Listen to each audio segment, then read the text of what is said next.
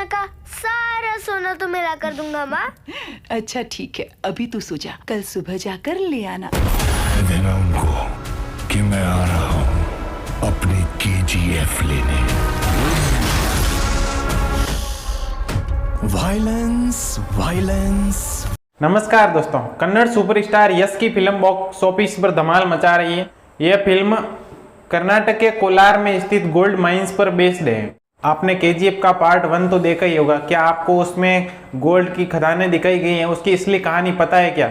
चलिए आज हम इस वीडियो में उसकी कहानी देखते हैं। KGF यानी कोलार गोल्ड फील्ड्स कर्नाटक के साउथ ईस्ट इलाके में कोलार जिला मुख्यालय से 30 किलोमीटर दूर रॉबर्ट सेनपेट एक तहसील है, वहीं पर एक कोलार की खदानें हैं। ये दुनिया की दूसरी सबसे गहरी सोने की खदानें हैं। यहाँ इतना सोना था कि लोग हाथों से सोना खोदकर निकाल लिया करते थे। ब्रिटिश सरकार के लेफ्टिनेंट जॉन वॉरेन ने चोल वंश की दंत कथाएं सुनी थी, जिसमें बताया गया था कि लोग हाथों से खोदकर सोना निकालते थे। वॉरेन इसी बात से इंप्रेस हुए और गांव वालों से कहा कि जो हाथों से सोना खोदकर निकालेगा उसे इनाम दिया जाएगा। इनाम का लालच देकर गांव वाले एक मिट्टी से लदी बैलगाड़ी वॉरेन के सामने लाते हैं। गांव वालों ने उस मिट्टी को पानी से धोया तो उसमें सोने के कुछ अंश दिखाई दिए। उस समय वॉरेन को करीब करीब 56 किलो सोना मिला था।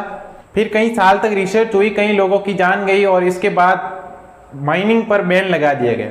1871 में न्यूजीलैंड से भारत आए रिटायर्ड ब्रिटिश सैनिक माइकल फिट्जगेराल्ड ने ग्राउंड लेवल पर कोलार की रिसर्च की। 2 साल बाद उन्होंने ब्रिटिश सरकार से खनन के लिए लाइसेंस की मांग की। इसके 2 साल बाद यानी 1875 को लेवेली को माइनिंग का लाइसेंस मिला। अब लेवेली के सामने समस्या ये थी कि उन्हें माइनिंग के लिए पैसों की जरूरत थी, तो उन्होंने ढूंढे इन्वेस्टर्स। माइनिंग का काम जॉन टेलर एंड सन्स को दिया गया। जॉन टेलर एंड सन्स ये एक बड़ी ब्रिटिश कंपनी थी और इस तरह KGF से गोल्ड निकालने का काम शुरू हुआ। 1902 में KGF से भारत का 95% सोना निकलता था और 1905 में KGF गोल्ड प्रोड्यूस करने में दुनिया में 6वें नंबर पर था।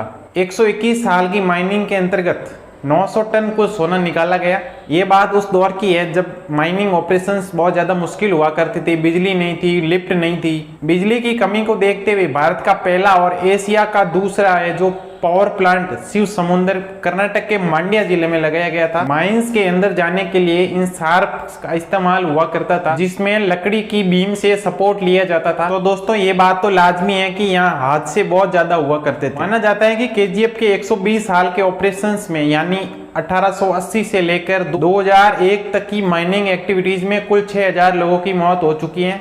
सोने की खुदाई ने कोलार की शक्ल बदल कर रख दी।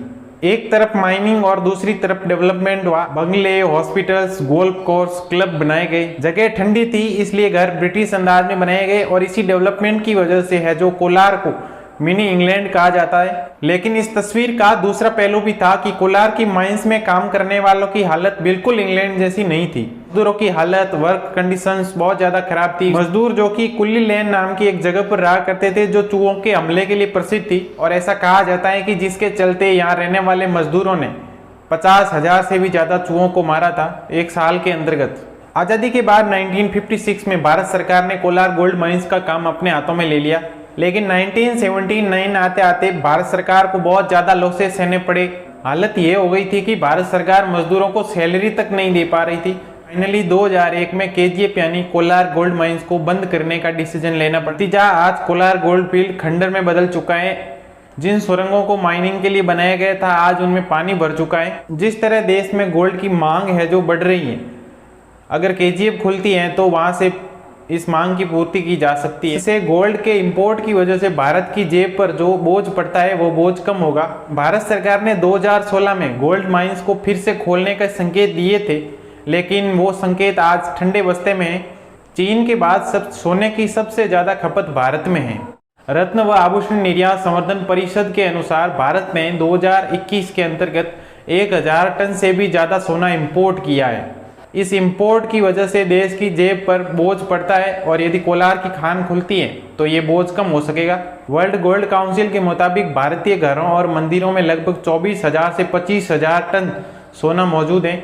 इसकी कीमत लगभग $1 ट्रिलियन यानी 70 लाख करोड़ रुपए होगी। चीन के बाद भारत में सबसे बड़ा सोने का बाजार है। हालांकि यहाँ सोने का जो प्रोडक्शन है वो 0.5% है, लेकिन डिमांड कुल वैश्विक मांग की 25% से ज्यादा है। देश में जब प्रति व्यक्ति आय 1% बढ़ती है तो सोने की मांग भी 1% तक बढ़ जाती है, और देश में जब 1% महंगाई बढ़ती है तो 2.6% सोने की मांग है जो बढ़ जाती है।